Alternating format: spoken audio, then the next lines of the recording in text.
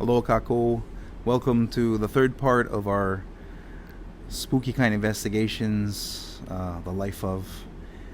This is my third and final part I'll be talking about with the Spooky Kine Investigations, and I'll move on to something different. But yeah, so we're going to cover pretty much what happened towards the end. Well, I don't want to say the end of our group, but towards the time when we stopped really, coming together and doing our thing as Spooky Kine Investigations as a group. But yeah, there was a story that I wanted to share, and at the end of the last video. But I know the video was getting kind of long, and it's more fitting for this video anyway because it happened more towards the end of our time as a group, and I'm not really 100% sure what happened with our group and how we kind of like split apart. I know most of it had to do with the fact that we were all continuing our lives, because Spooky Kine Investigations was always something that we did on our off time, because we were all still working, yeah, each one of us, we were either working or going to school and working or whatever, life just happens. Like for me, while I was in the group, our family was blessed with another addition, and things were getting, I don't want to say hard, but it was, the free time was getting a little bit, was getting a little tougher. I was trying to still include my family into what I do, and I mean that's kind of like what I've always done. Everything that we did, it always involved our family. So if my family couldn't come, then I said, no, we can't go, and that's just how it was. I wanted to stay with my family because that ultimately is where I wanted to be, yeah, with my wife and my babies. So I know there were promotions, I know there was family, I know there was starting new families, and so there's a lot of stress coming from all angles in the group, and it kind of worked its way, out, I guess, and there was a lot so much that was going on that it just kind of, I guess everybody had their own directions, yeah? Things had to move off. It wasn't time. Basically, it wasn't time to get into it. Yeah, everyone was better for it. The only thing that I can say is kind of like the people that were requesting help and stuff like that. It was a little bit harder to make it to them, and of course because we weren't so noticed at the end because of all the things that we would do while we're together. We were kind of building up cred, and more and more people started to learn about us. It's like kind of slid backwards as we stopped doing more of our talks and our get-togethers and tours and whatnot. So and that's one of the things too that we were actually, I was trying to better myself at, was tours. I was actually going to be put in charge of doing ghost tours, ghost walks, which was really, for me, was exciting, but I was kind of nervous. I was a little bit afraid that I wouldn't be able to do the job. I'm not much for public speaking, and back in the day, I wasn't one for doing a lot of public speaking. Yes, I was playing music, but that's kind of different. Yeah, like playing music in front of the crowd, you don't really interact with them or anything. But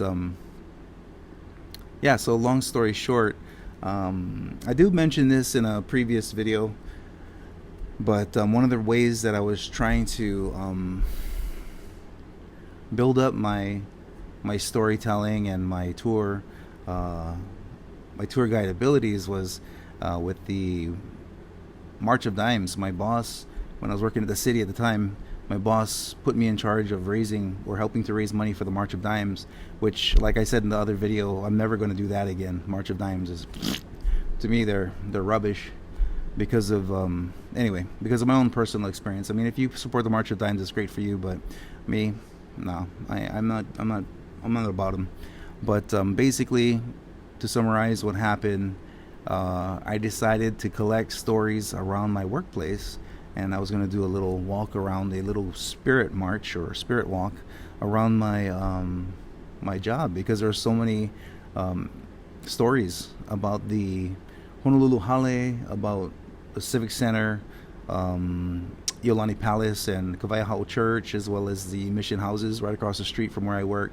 All these places had stories and I had them, and I wanted to practice them. So I jumped on the March of Dimes thing by doing a ghost tour just to practice my craft and get better at public speaking, and just try to learn from those experiences so that when I came back to Spooky Kine, I'd be, worthy of being a tour guide. So that was pretty interesting. I had fun doing it. Um, I knew I could have improved on certain things. Uh, just like anybody else that's into their practice. You always do it the first time. It's a little bit wonky, and the more and more you do it, the better you get. But basically, that was one of the things that I was trying to do at the end of the actual Spooky Kine, because we wanted to like open up merch. We wanted to sell merch on our online website. We were going to do tours, sell tours, and you know, it seemed like things were starting to really pick up. But like I said, life happens, and I'm pretty sure that's what happened. Everybody just got busy with something, whether it was getting married, going to school, promotions, having more, increasing the size of family, just time just, and of course all of us working and everything like that. It just wasn't feasible for us to all continue, I guess. But that basically is where things started to kind of cool down. The rate and the pace of us as a team started to kind of mellow out.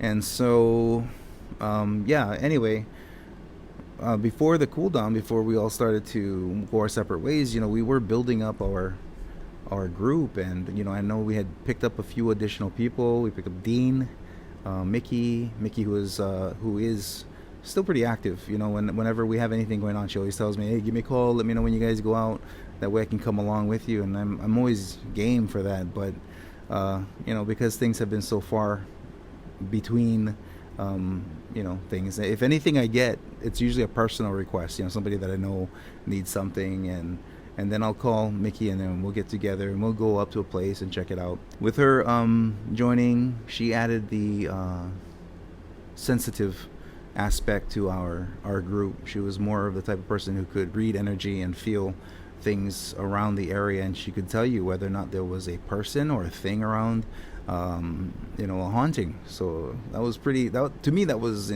pretty amazing. I was like very interested in that. That was really cool because it touched on things that, like I was saying before, I needed validation about and whatnot. So her being able to read those energies, I would kind of, ask her about things and whatnot to kind of, well, what do you feel and how does this feel, and I'm feeling this and that one, you know what I mean? And I'd ask her questions and see if we were kind of experiencing the same thing.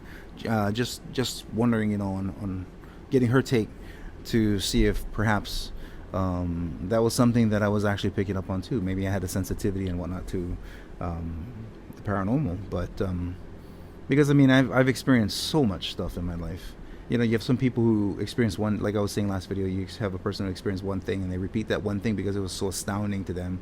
And then I have all these other experiences in my life, and these are the things that I share, of course, on this channel, as well as with my students, when I do my after school talk stories. But it was interesting, very, very interesting. So Dean came along as an investigator.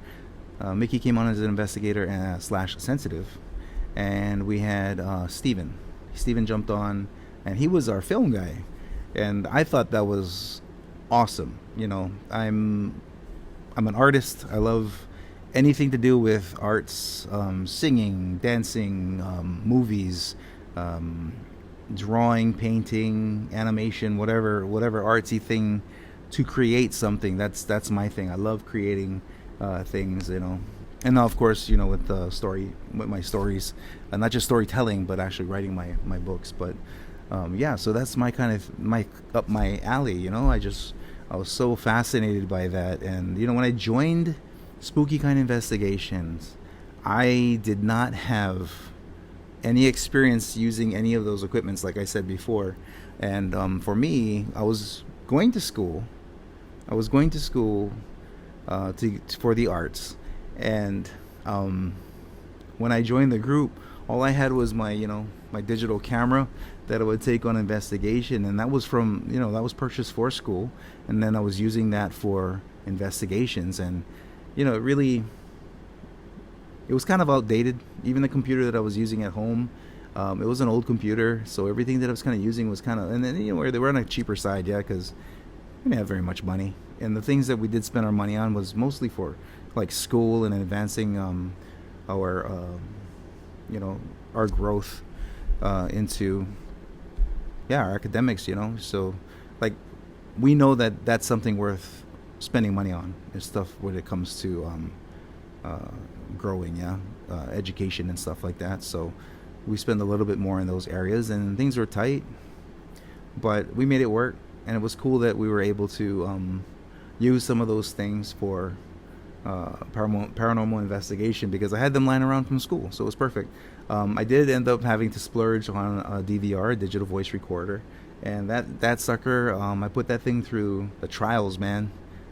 Rain, wind, salty air.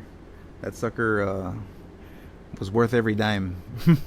And I caught a lot of very interesting evidence using my first DVR. But then I saved up, picked up another one, a different audio recorder, and that one was so much better. Like the sound that thing picked up was just amazing. And that one just recently, well, I don't want to say just recently, but within the past maybe 5 years, pooped out on me, and I picked up another one, which is even better. So like technology is always improving. The only bad thing about technology and how things are made nowadays is the quality. So if something dies and you have it stored on those devices, like how do you pull it off? How do you take it off or rip it from the memory? I know they have people that can do it, and I'm just too lazy to research it to find out how to how to pull that information off. And then I've got some stuff saved onto this computer that I'm using for this recording. I've got some stuff saved on here, but because it's not compatible with the way it was recorded previously, I can't even watch it or listen to it, because it doesn't match the same files as this computer, because I was using, I believe, a Windows PC, and now I have this Apple computer. So because they're not compatible, like even my students are saying, "Oh, Mr. D, do you still have?" That's what they call me at school, Del Aragon. I tell them, "I don't want you guys calling me Mr. Del Aragon, because you guys murder my name. I'm Del Aragon." So I tell them just to call me Mr. D. But they always ask me, "Mr. D, can we hear some of those things that you picked up when you were on investigations?" And I said I would, but it's all saved to my Apple, and I can't. I mean, I could upload an app and get it all transferred, but there's just so many things that I'm currently busy with. But yeah, with Steven jumping on, I was a lot interested in the filming aspect. I was like super stoked with that, and YouTube was a pretty fledgling thing back in the day. It was cool. Like, to me, I thought it was the bee's knees, YouTube.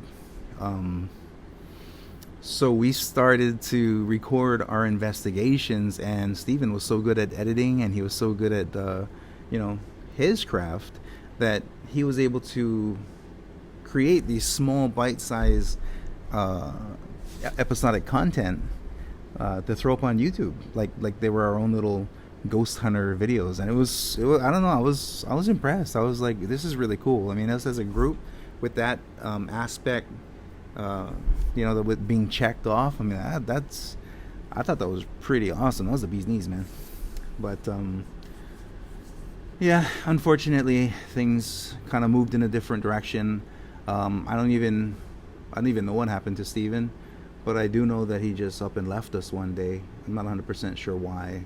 Probably had something different, because I know he worked as well, but yeah, so it kind of leads me into the story that I wanted to tell you guys last time about us going to check out Kaena Point to check out the night marchers. Apparently there were stories about the night marchers up on the ridge at Kaena Point, and they'd be seen from time to time with their torches flickering through the night, and they would travel the paths of the ridges and come down but close to the beach. So we spoke with Fred Mullins, who was caretaker of that area, and we learned some pretty cool stories from him. Um, of course, like I said, anytime there's a story that's told by someone else, you can go ask them about it. But for me, my personal experience was we went up to Kaena, learned about the area. I was a huge thing for me too. I loved learning about more of my culture, and of course, at the time, I didn't know any of that stuff. I mean, I knew Kaena was known for being a leaping off place where the spirits moved into the next realm, but I didn't realize how awesome it was until I actually went there. So again, thanks to being a part of this group, man, something I would have probably never done in my life had I not been a part of it. But yeah, it was really, really something. It was me, Wayne, Matt, Steven, and of course, Steven brought a guest with him, his son. And I believe his son was either a 7th or 8th grader at the time that we went to Kaena. But we decided to spend the night camping out at Kaena Point, and we wanted to watch the ridge to see if we could experience the night marchers firsthand, because while we were doing investigations prior when Nu'uanu, we actually experienced the the things that happen when the night marchers come around. And I remember one time, okay, so my first experience with the night marchers, I never knew what it was. Because I seen it as a kid. But we were driving back on the Pali. We were going up Nu'uanu Pali highway, and I remember sitting in the back seat. And I used to always spend a lot of time looking out the window. Look, if I wasn't laying down on top of the floor in the car playing with whatever, my toys or whatever, I was sitting on the seat looking out the window, watching the world go by. Yeah. But yeah, I remember driving up the Pali, and I was staring out the window looking towards the forest, and I remember seeing these orange lights glowing inside the forest, and there was a trail just going up, and I was like, oh, that's kind of weird, right? I'd never seen that. But then again, as a kid, you really realize, yeah, like these things don't really stand out in your brain.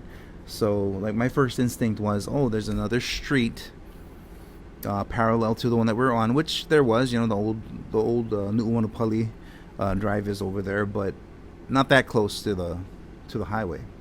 But anyway, yeah. So I see all these flickering, what I thought at the time were street lights, more inside the forest, and I was like, oh, that's pretty cool. But that one time I seen it, never seen it again. We'd be driving up, and even as I was getting older and older and older, starting to driving up and down from town to pick up my girlfriend, my wife now, from work. I never did see those orange lights again. I always thought to myself, as I got older, I'm like, that must have been the night marchers. It must have been the torches that I could see between the tree trunks, as they're passing the trees on the alongside the highway. And so I was like, okay, that's pretty cool. But when we went investigating up in Nu'uanu, we did hear, the pahu beating.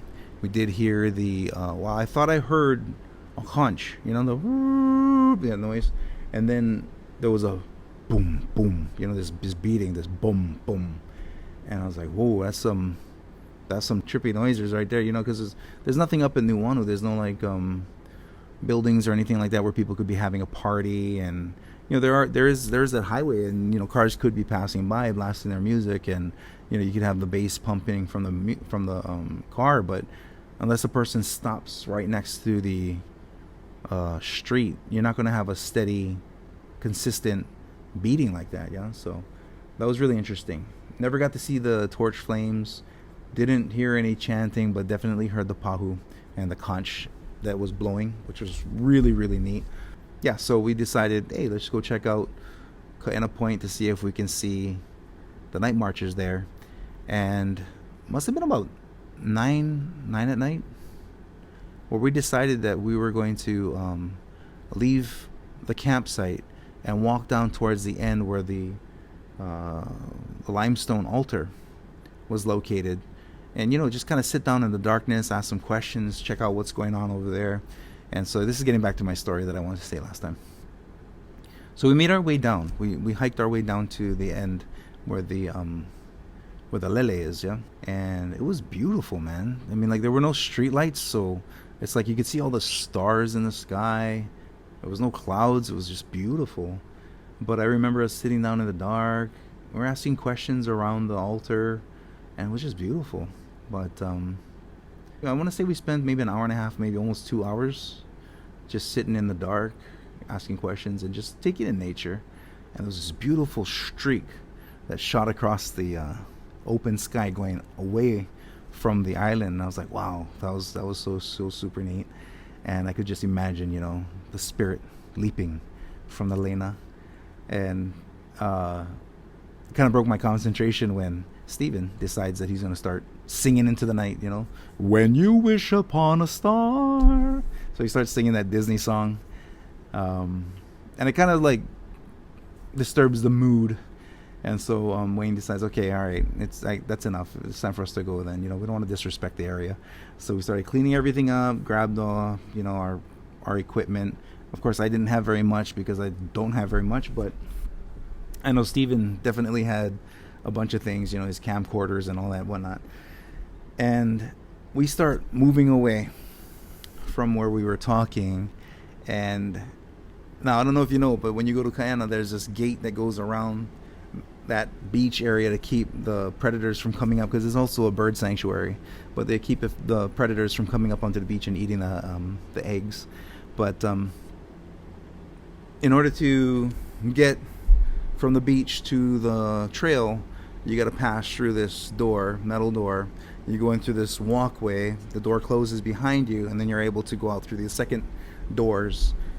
And that's just to mitigate these predators from coming inland. Yeah. So we start walking towards the fence, the gate, and as we're walking away, this is the part, every time the kids ask me, Mr. D, what's the scariest story? This was the one that I always tell them, because I had just had my baby girl, and what happened was, as we were walking away, I heard this baby cry. So all of us just kind of freeze and turn and look towards the Lena, because the crying was coming from the ocean right next to the altar. And so as we're standing there, this baby is like, "Rah, rah." And my boss puts his hand up and he says, no. And it's funny, because in my head I was thinking, it's a baby, I'm gonna go over there, help the baby. And when he put his hand up and said no, I thought to myself, yeah, well, I mean, like, how stupid. Like, why would you think there'd be a baby inside the ocean right now? Like, that doesn't make any sense. We've just been sitting there for almost 2 hours, never heard the baby once. And why would there be all of a sudden just be a baby? But this thing starts crying. Anyway, the young man that came with us, Steven's son, he's kind of freaking out, As far as I can remember, he started to panic. And I don't know if it's just true or not, but Steven started saying, you guys see that? And we're like, see what? And he says he can see these two red dots, these eyeballs, staring right back at us from the coral altar, at the base of the altar. And none of us could see it. Only he could see it. And maybe his son saw it. I'm not sure. But I didn't really get the story from him, because, he was kind of like, he was ready to go. He didn't want to be there. And after the crying, all of a sudden it starts pouring. And I'm not talking about like drizzling and then it starts to pick up. No, this thing is torrential. Okay, it's like huge drops of water is just beating us down like we're in a shower, and I think it's just coming down. It's hitting us. And because we have all this electronic equipment, we start booking it over to the fenced-in area, hoping and praying to protect our stuff. And as we get closer and closer to the box, we get inside there. Lauren rain was coming down because there was no ceiling, right? It was open air, so we were still getting pelted, and the rain started coming down worse and harder and harder. And so me and the group, we all started huddling together to protect all the stuff, and we're just kind of like hiding all of our goodies, make sure that it doesn't get wet. And so we're just like, oh my gosh, where the hell did this come from? And so I finally do look up, when I finally take a gander up at the sky, I look up and there's not a cloud. There's not a cloud in the sky. And you can still see the stars. It's just as beautiful as it was when we were sitting there enjoying our time by the altar. And it was so funny because I'm looking up at this rain. The thing is pelting me in the face, but I'm looking up and there ain't no clouds, you know. And so it's coming down pretty hard. Of course, I hear Steve, and he's getting pretty concerned because his stuff was getting all soaked. And so I remember tapping Matt, and I kind of motioned to him, look up. So he kind of looked up too, and he was like, oh. So we're kind of tripping out over the fact that there was no clouds, and nothing was like, we didn't understand where the rain was coming from. But kind of made mention and says, hey, Steven, maybe you should apologize, for the noise, the commotion that you made back there. Oh, come to think of it, that's what it was. That's I remember now. That's what it was that made us leave. Steven had made a comment. He said, what are we doing sitting out here? A bunch of bozos sitting out in the dark. There's nothing here. There's no night marchers. There's nothing here. And so that's right. That's when the boss man Wayne told us, time to pack up, time to clean up, let's go. And that's when the baby started crying. He saw the eyes, and it started to pour. And so we said, hey man, maybe you should apologize, say sorry, because like I always say in my videos and when I talk to groups, when I do tours and stuff, the biggest thing about the mystery of the paranormal is just respect. Ho'ihi. You have to have just a touch of holding something sacred, and it means a world of better. When you're just a little bit, respectful of the area you're in, of the people that you interact with, just a little bit. You know what I mean? You don't have to be like fawning over a person, but just give some decency and try to listen rather than always trying to fill the air with your own noise. But anyway, say, hey man, you better apologize because it doesn't seem like they're too happy with what you said. And so he repeats it. That's right, he repeats it inside the square, inside that small cage that we're trying to block the rain from. Why should I apologize? There's nothing here. And then the rain got harder, and I mean, like, this thing was pelting my back. It was so hard. I was like, damn man, this is serious. This is like rain I've never experienced before in my life. I was like, wow, this is something new. But it was cool. I thought it was neat, And so finally he says, okay, fine. There's stuff here. I'm sorry. And as soon as he apologized, like magic, like somebody turned off the shower, the water stopped. And that was like, to me, if you're a skeptic, the biggest coincidence that I had ever experienced in my life as well. To have the rain start up in a harsh fashion, with following the cries of a baby. And it just boom, boom, boom, come down and pelt on us until the guy who started making, pilikia, until he apologizes for the fact that he was being rude. Water just shuts off. And I was like, dang man, that's insane. And we were all kind of looking up the sky and no clouds. You could explain it as maybe there was a what do you call those things? Those twisters that are out in the ocean. I can't remember. For the life of me, I can't remember what they're called. But anyway, you could imagine that maybe something sucked up that water from the ocean and just kind of spat it onto the land. But the strange thing yet, even more so, was when we were leaving the booth, we're walking out the other side to make our way back to camp. That was the only place that was wet. As we're walking on the beach, the sand was all dry everywhere else that we were walking on the way back. There was no rain. It only rained on us inside that small area. So it was really, really strange. Coincidental again. But something more, I believe. But a coincidence it could be, But I like to think of it as something more than that. Yeah, something special.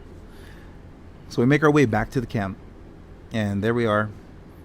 well, they're our bosses, trying to think of an appropriate lineup of who's gonna stay up and who's gonna wake up and who's gonna be the last watch to make sure that we keep an eye on that mountain ridge to see if any night march or activity happens, right? So I was like cool with it. So yeah, whatever. It doesn't matter to me. We can take any time, but I remember when it was Steven's turn to come outside and watch the mountain, he started giving some guff. I guess he was too tired. He didn't want to come out. But he said it again. The darn this thing, man. He was like, oh, what are we doing, man? This is like, there's nothing out here. And as soon as he said that there's nothing out here, that baby started crying again next to the tent. And, oh, man, he jumped.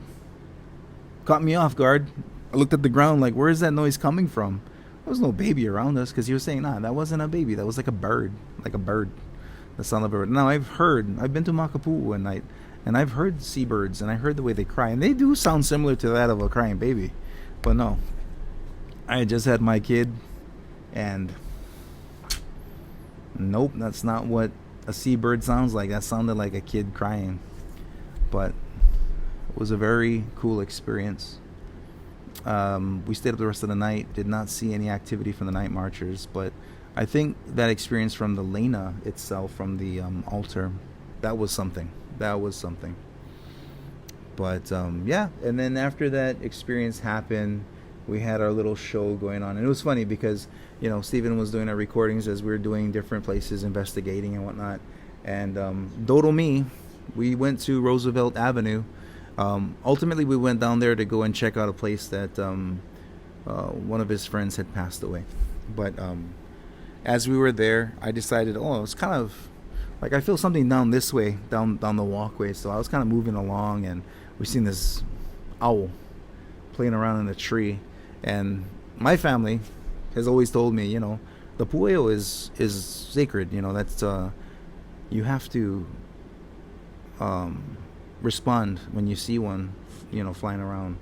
It means that it may not be a good omen. You might have to remove yourself from an area to be safe. And so when I saw the pueo, it didn't really. Of course, I was kind of going against what our tradition in our family was. And so we continued our walk down towards the thing, and I get this really strange feeling. I hear this talking too, coming from the side of the road, and I remember stopping at it, hearing the voice, and I was like, hello, is there somebody there? And so, nope, nothing, whatever.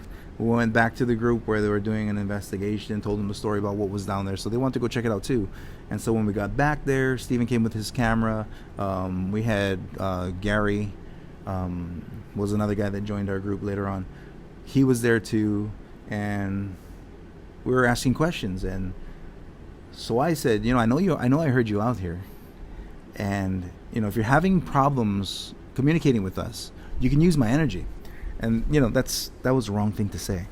You don't want to put your energy out like that. Just letting you guys know right now, because if you offer it out there, they will take, and it took. But I didn't realize it at the time. I was standing there. I didn't realize that it was draining me of my energy. And even Mr. Poole had also offered his energy at the time. And luckily for me, I was around a group of people who actually have heart, and they saw me ready to collapse, and they grabbed me. And even Gary started to also feel light, and like his knees started to get really really weak. Like he said, he was floating, his knees were floating. And I almost ate it on my face. And so, like, it was a stupid move on my behalf, but you know what, it made for interesting content, right? And so I think that's one of the things about Steven when it came to our group, is he was more interested in the shock value, right? He wanted instant, like, payoff. He wanted to have some kind of big reveal or some action going on in his content. And so I think, because that will garner views, but for me, I like the honest approach, right? Doing things the right way, doing things the honest way. And so even when we were going on our tours, I noticed that I brought my rinky-dink walkie-talkies, my 2-way radios, to our tours, and we're taking groups down towards Judd Trail, the water line, to check out this banyan tree. And I remember my radio kind of like glitching, like doing that noise, right? And so I said, I can't make out what you're saying. Can you repeat? Over. And basically, it was ignored for a bit until I finally hear him come back, and he says, "Oh no, it's okay." And it was kind of like a really quick thing. But what I didn't realize at the time was we're using our K2 meters to take the groups down to find paranormal activity, and he was manipulating the K2 by blasting the button on top of the two-ray radio. It was giving off a signal, causing the thing to light up. And I'm pretty sure, I wasn't there, but I'm pretty sure at the time he was using the radios to do false communication. And I was like, it's kind of dirty. It's not really cool. But yeah. So I guess because of that, he up and left the group, and he took down all the content from our channel. I guess he must have erased everything. I mean, the stuff was good content. Like, regardless of if he did it with our Spooky Kine Investigations or what, it was still good content. Like, I don't understand why it was done, but it's a shame, because those videos were, it's good history, good things to know. I wish, and I hope one day it comes back and it goes up, because it, good stuff, honest stuff, real stuff. But yeah, later on, we were invited, well, actually Wayne was invited to join the Travel Channel. They wanted to do this thing called Legends of Hawaii, with all the different spooky tales that are experienced here in Hawaii. They wanted to do a small thing about Hawaii, and this thing was called Legends of Hawaii. And they had Pele, which, the guy was driving me nuts every time he say Pele. It's not pronounced Pele. It's not P-A-Y-L-A-Y. It's Pele, right? But even people that are paid to do a job, even they aren't, providing the best, right? But I mean, like, it didn't really matter anyway, because this travel channel that invited us, and I thought I was excited, like that. It was such a cool opportunity, like, to be on the Travel Channel doing this Legends of Hawaii thing. It was so cool. So it was supposed to be Wayne and Matt investigating the Inugami, and it ended up being me and Wayne, because I guess Matt couldn't make it. He was busy. I don't know if it was finals or what, but he was busy. So Wayne and I went into the forest that night looking for Inugami. And so I know there are dog spirits up at that at Nu'uanu. I know there are, because one night when Steven and I were waiting for Wayne to show up at Morgan's Corner, we heard a dog moving around us, the cameras, and the car. We heard it walking around. Well, at least I did. He didn't hear it. But when we looked back on top of the video recorder, it was there. You could hear the footsteps going around the car. You could hear it growling when Steven offered it a treat. "Hey, doggy, you want a treat? You want a biscuit? Doggy biscuit?" The thing just kind of growled. But we were up there to investigate the Inugami, which is this Japanese dog spirit that is created through special means to protect as a spirit, or after the dog dies, become a protector, kind of like an aumakua, but in a more aggressive fashion. Yeah. So I had never heard of Inugami before that. I had never considered any of the dog spirits up in that Nu'uanu being mean or malicious or vicious, but apparently we did have a story that I learned later on. Mr. Joe Punohu had experienced this dog spirit growling at him up in the mountains, and I was like, oh damn, he must have stepped on its tail or something, or gone someplace he shouldn't have been. And this thing was angry at him for doing that, and so it growled at him, and he took off. But we were out there trying to look for this Inugami, and the whole time, because we've been up there for so many times, it's just like, it was peaceful. And I just thought it was like, to me, it felt like a big joke. It felt like a big joke at the time, because I hadn't heard the story before. But I'm like, why are we looking for Inugami? I've never heard of Inugami being out here anyway. And so, we were calling out to it, And there were parts of the night of the investigation that we were doing, like we were calling out to Matt, to get Matt's name thrown out inside the video. We were like, come here, boy, come here, doggy, doggy, right? Because we've never ever experienced anything negative when it came to the dog spirits in Nu'uanu. And so when we were kind of whistling like that, we weren't doing it in a stupid, mocking fashion. And I know how it came out because of the editing of the video. When the Travel Channel, all said and done, once the video was done and all the editing was finished, they had manipulated that whole investigation to make it appear like there was something that we caught that night. And of course the group was not happy about it. At the time I really didn't care. I just thought it was cool that we were on TV. But yeah, I mean, that whole falsifying evidence, that whole creating drama, that wasn't for me. And so ultimately that's the reason why I created the Real Paranormal Oahu channel.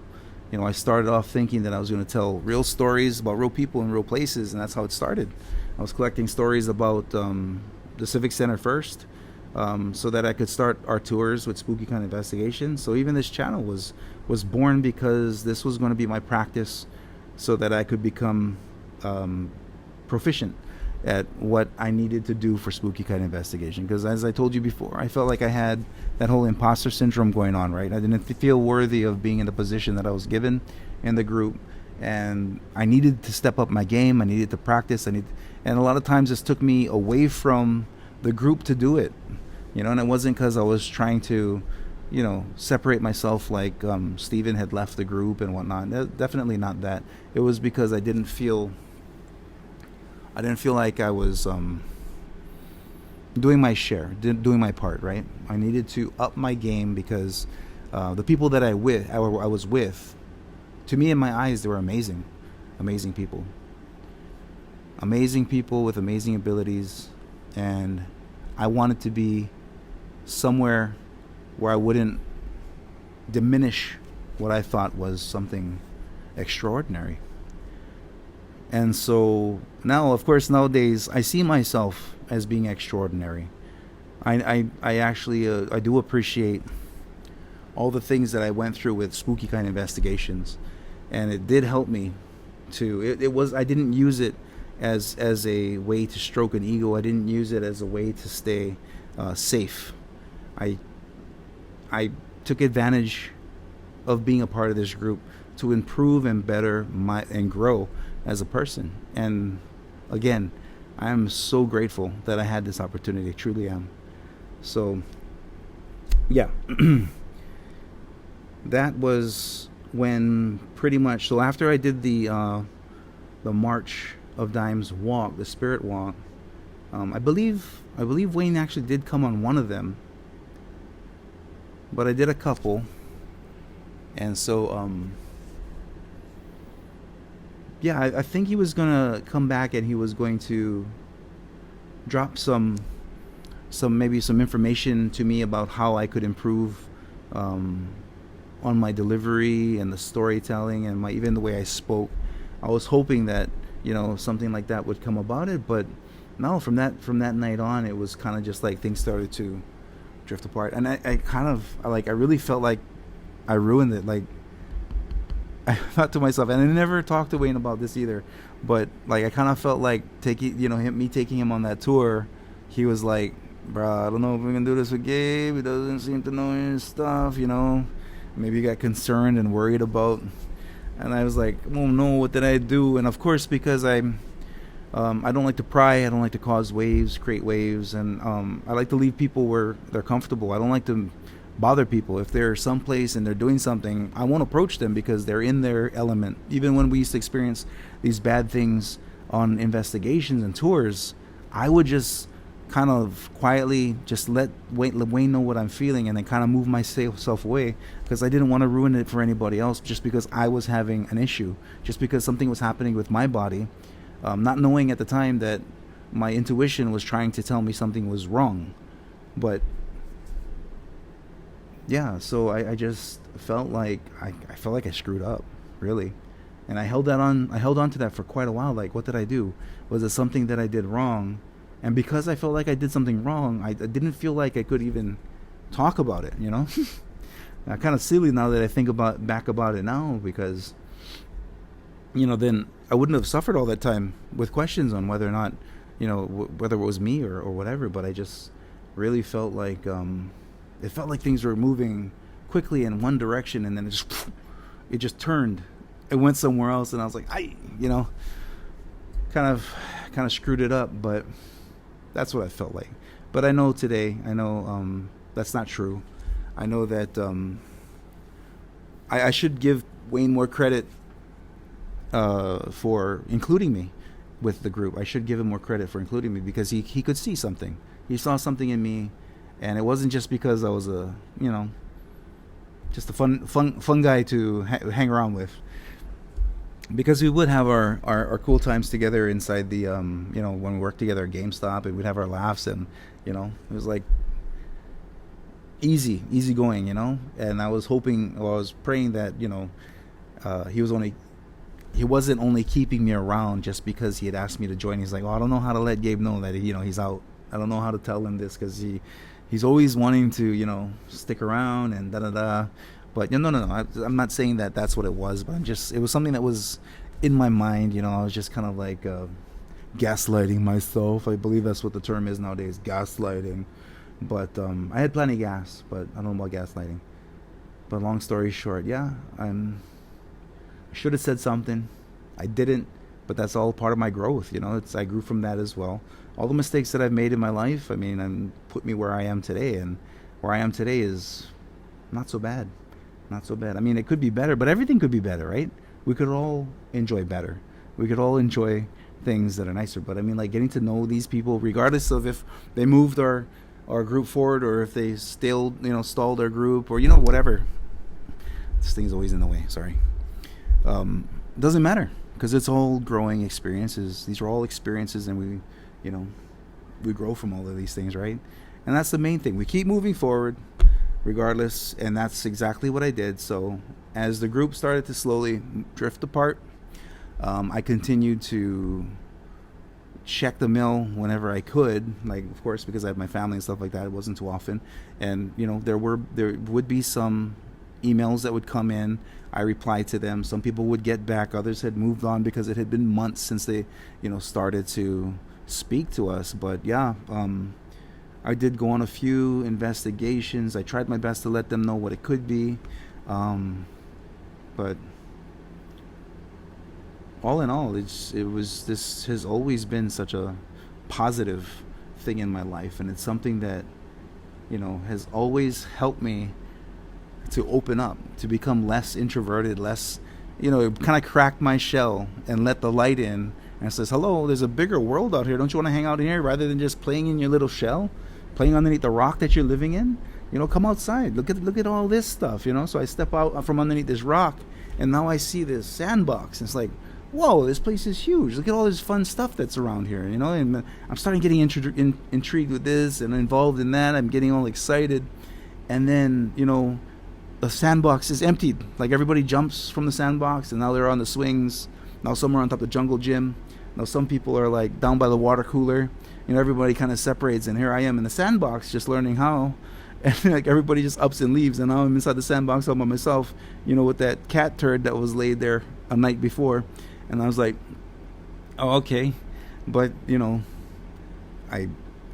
that opening up to become part of that playground in that sandbox, I was able to step foot out of the sandbox and try some other things. Try the seesaw, try the balancing beam, And so now, because of all this stuff, I am immediately immersing my family and my kids in this kind of stuff, So this is stuff that they won't have to worry about feeling like they're missing when they grow up.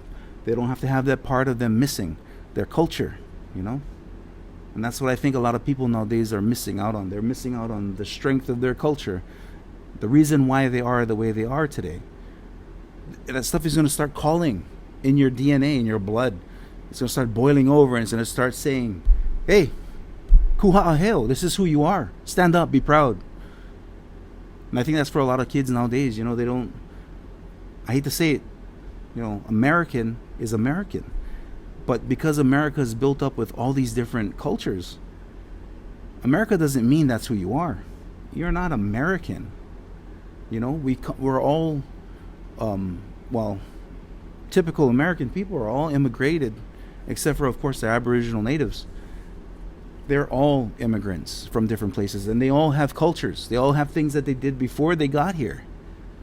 For me, because I'm Hawaiian, America came to us, and they tried to wipe out. The Americans tried their best to try and wipe out all of that history, all of our traditions, all of our culture. And I don't want to sound like CRT or anything like that, but we can't deny the truth. We cannot deny the truth of what happened to the people. And you can have all these people who say, well, cope, deal with it. And it's fine. Yeah, we will deal with it. We will cope. It's not like we can't walk. It's not like we can't speak. It's not like we can't do what we can do. Well, we're going to damn well keep our culture alive as much as we can. Especially with the recent talks of that one lady who said that, hey, Hawaiian language is dead. She said it recently at the, where was it? I can't remember where she was. But a lot of people got upset about that one. It was like some kind of council meeting or something like that. And a lot of people got upset. And, a lot of that stuff, used to piss me off back in the day. It used to make me really upset about all the things that happened, and I learned more about, what transpired, what's true, what's not true. And then, of course, I'm looking at my kids' history books in their schools. I'm saying, hey, this stuff is outdated. But, no, seriously. You have to be the one who instills your culture in your children so that they can pass that on to whoever they get involved with, because maybe that's the reason why we have a lot of couples who cannot mesh well, because they don't realize that their cultures are so drastically different.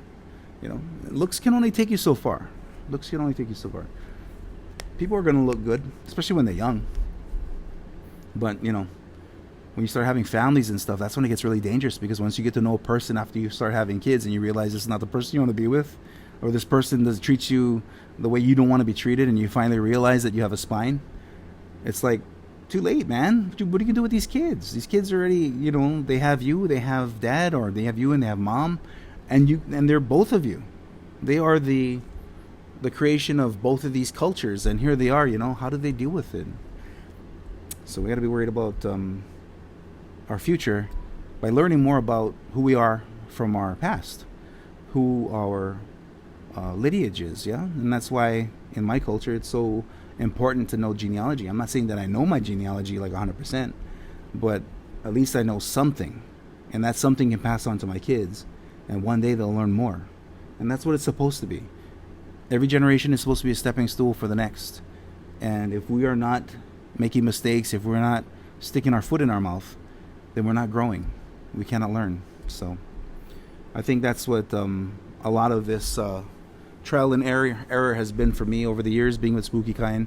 It's just a lot of mistakes, thinking that the way I was doing things before was correct, but learning that no, you have to grow, you have to learn.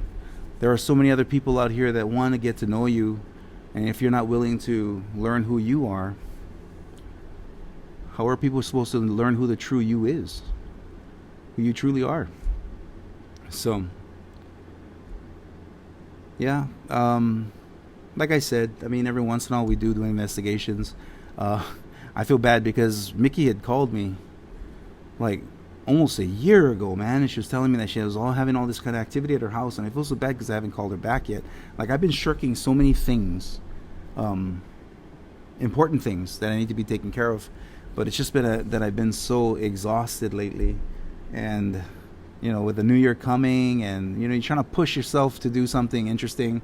And Kiara, my wife, was saying, you really should do a Mo'olelo Monday thing, and I kind of want to honor her by doing this, because she said, and when my wife says something, it's always good.